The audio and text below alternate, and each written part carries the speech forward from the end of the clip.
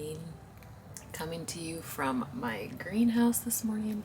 I love sitting in my greenhouse, but it's also quiet and my family was still sleeping when I got out. It's just a vibe. Love looking at my plants, but it's it's a little colder than I thought it was gonna be, so I'm like, can they see my breath? They might be able to. A warm drink. I'm drinking just some raw milk and collagen and honey with a little sprinkle of cinnamon. I like to start my mornings with that if I don't have time to eat. But that's all a side note. The reason I wanted to make a video today was because I want to share my fertility story in hopes that it helps somebody else, and gives you encouragement and hope for your story. I know this is such a tender topic. It was really hard for me to talk about when we were in the midst of it. It was really hard for me to listen to things, but it really did help to listen to stories of hope and healing, and believe that could happen to us, for us too. Today specifically, I'm going to just share my story and then why I believe raw milk should be drank by everybody who wants to conceive, and everyone who's pregnant, and everyone who's in their 20s, and everyone in life, honestly, but specifically women who want to help with their hormones. I just want this to feel like a conversation with a friend. I want to feel like we're sitting down with coffee, that I know it's on the internet, but you can ask me questions in the comments, or if you'd rather on email, I could leave my email down there too. So let's get started. It's a little bit of my fertility story. My husband and I got married really young. I mean, by some people's standards. We were 22 and 23. And we knew that we probably didn't want to have kids till closer to our 30s. It was just kind of something that, I don't know, we felt like, well, honestly, I think God had some healing to do in my heart. But it was just, we wanted to pursue some other things, travel, live a couple other places. So that's what we did. So we knew we didn't really want to start till closer to our 30s. And you know, when you're young and you believe everything's gonna work out just according to your plan, that's not the way it worked. That's not the way it worked. So around 28 and 29, we decided to start trying. We had just sold a coffee shop that we co-owned here, and we operated it and owned it and ran it for 4 years. And during that time, I did not realize how much my stress was impacting my life, and my health, and just the nature of running a business and running a restaurant was really stressful. And I had no idea what I was doing because I was, I think, 24 or something like that when we started. So yeah, we were just young, figuring it out, but that coffee shop was our life.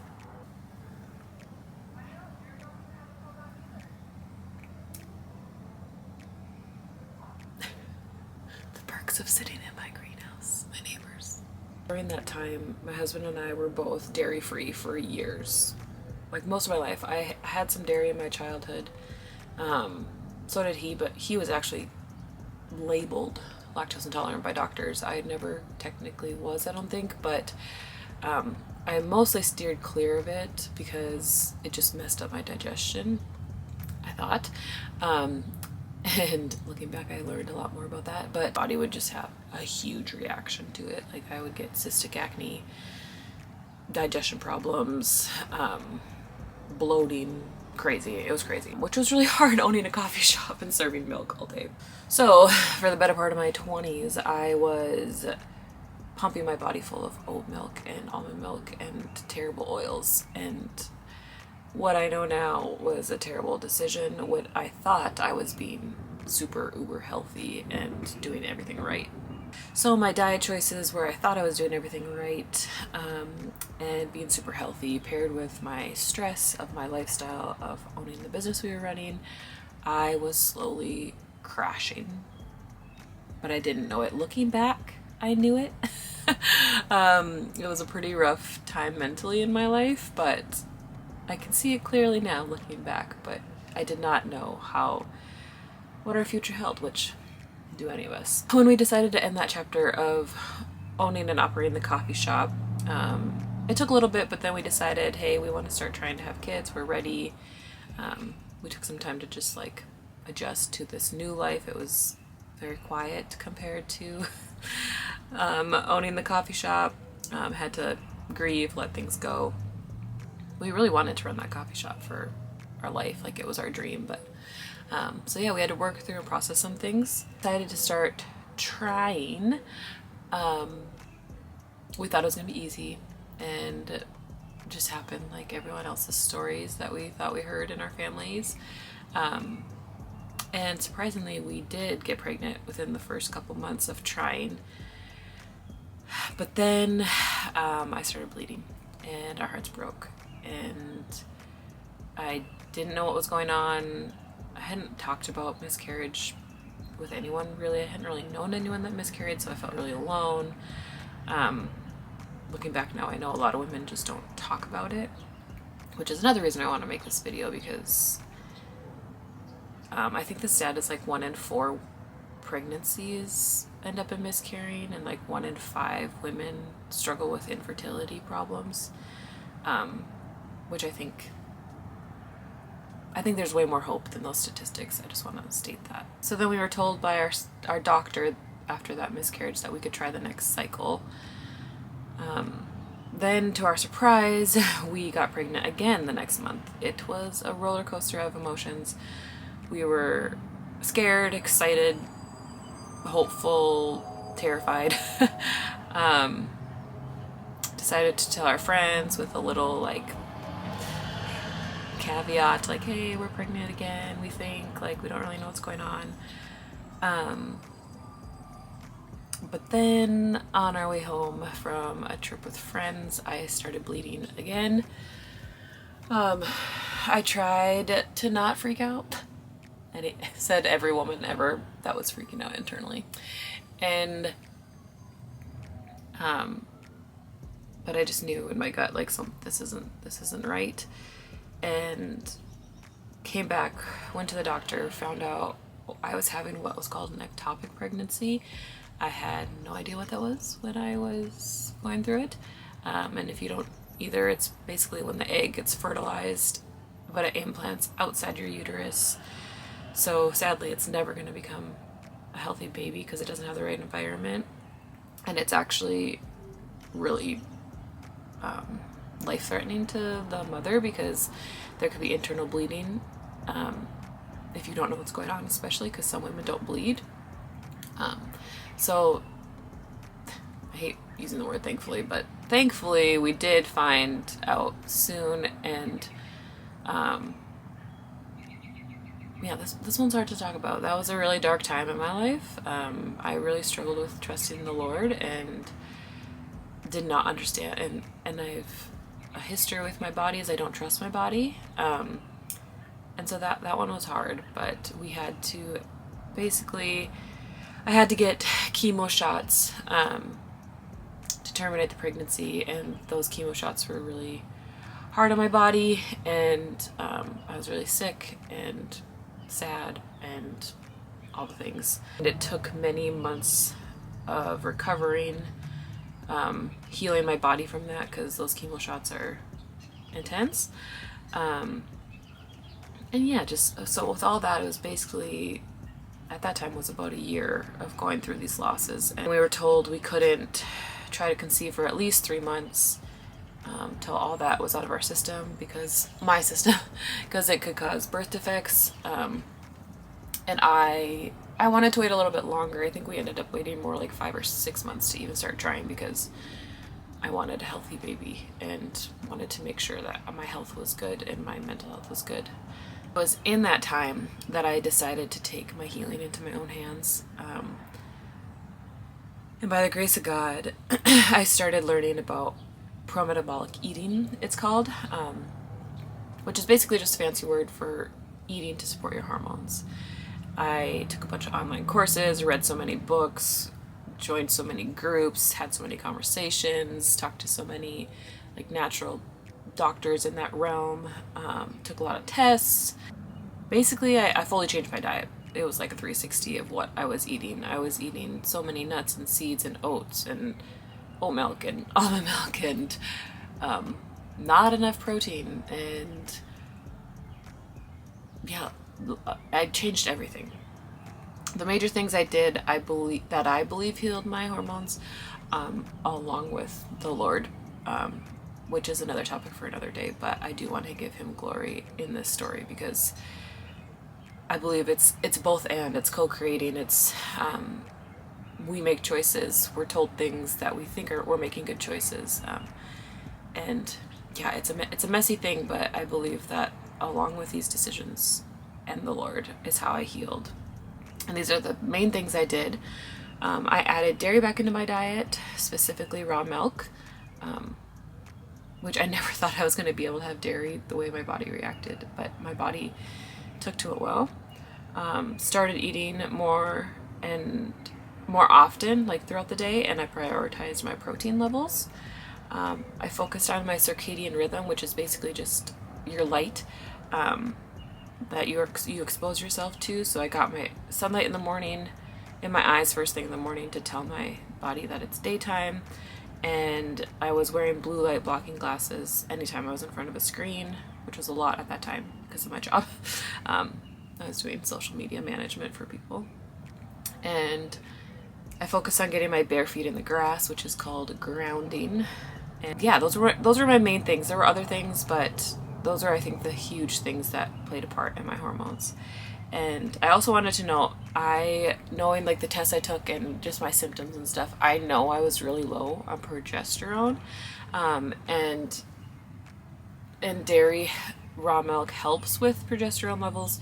So I think that is a huge reason that I believe raw milk was so healing to me. But I do think that anyone should add raw milk into their diet if their body handles it.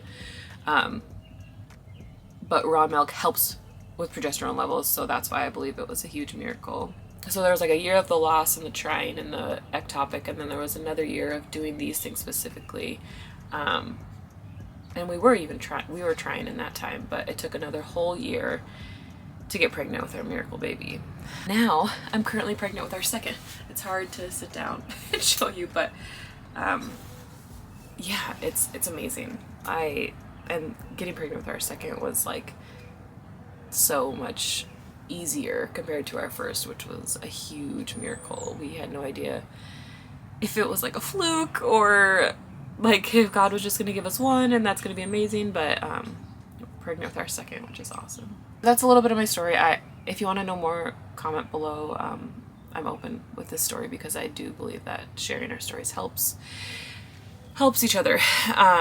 But I want to just share the benefits of raw milk in the next section of this video. Let's start with the obvious of what you probably have heard or maybe thinking. You can die from raw milk. That's what the media tells us.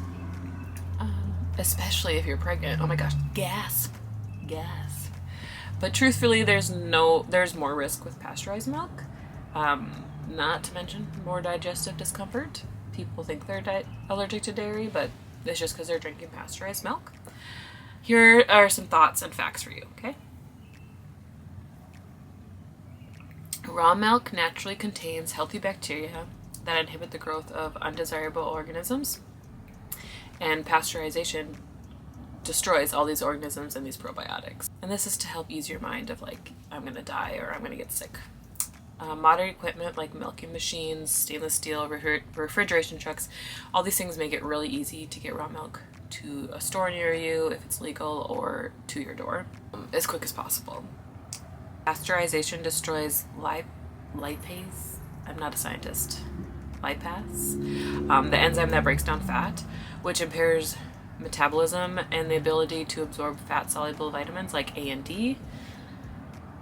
Pasteurization reduces the bioavailability of calcium and phosphorus and reduces the presence of copper and iron, and all of these things are amazing for fertility. And I just think it's interesting that the media shows us that the media shows us that like milk is so good for us because of calcium, but then when you pasteurize it, it takes away a lot of the calcium. So that's just interesting. But let's look at the benefits of raw milk for fertility specifically. Raw milk is amazing, a bioavailable protein, which just means it's really easy for your body to digest. Raw milk helps progesterone levels. Woo! We need those progesterone levels for a healthy pregnancy. Side note, when I was going through all those things, I learned that because my progesterone was so low, I couldn't hold a pregnancy. Like, you need your progesterone levels to be really high when you're in that very beginning stage to get the baby to like stick. Raw milk contains casein, which is anti-stress, anti-cortisol,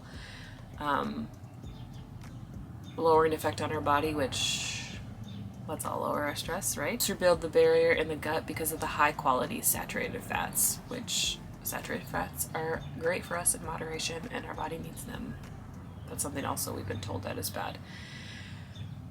Facilitates the production of lactase enzyme, which breaks down the lactose. So this is why a bunch of people think that they're lactose intolerant, but they're not. Their milk is just actually getting the lactose taken out. Which explains why some people are like, oh, I can't have milk, but I can have like some cheese. It's because there's lactose breaking down the lactate. Contains easy to digest sugar, which we need, and it helps because it helps fuel our metabolism. It's naturally rich in vitamins A, D, K, and all 3 vitamins, as well as zinc, which these are all very crucial for our fertility. It's a complete food because of the protein, carbon, fat, which is why it's what babies, I mean, they don't live off raw milk, they live off breast milk. But, I mean, some of them do live off raw milk. My baby lived off breast milk, but that's what they eat the whole first year because it's a complete food. And it's great, so it's a great quick healthy snack or quick little breakfast, by the way. Let me have a little sip. It also has essential trace minerals, which we're all really low in and struggling with in our modern diet because of the way our food's processed and the way our soil is. Guys, it's cold in here. And I do just want to say, so those are the facts I'm going to throw at you today to think about. And I do just want to say, like, I'm not a doctor. I was just a mama bear that did not have her babies, that would do basically anything to heal my body so that we could become parents. This was what I learned in my research. This is what has helped me. This is what has helped so many women that I've like shared my story with and had conversations with. So I just wanted to share it with you too. I would love to answer any questions you have, but keep in mind, I'm not a doctor. I'm just sharing my story and my experience.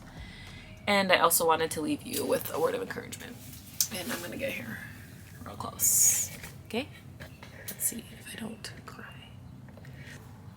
Your body is not broken. It was made to heal.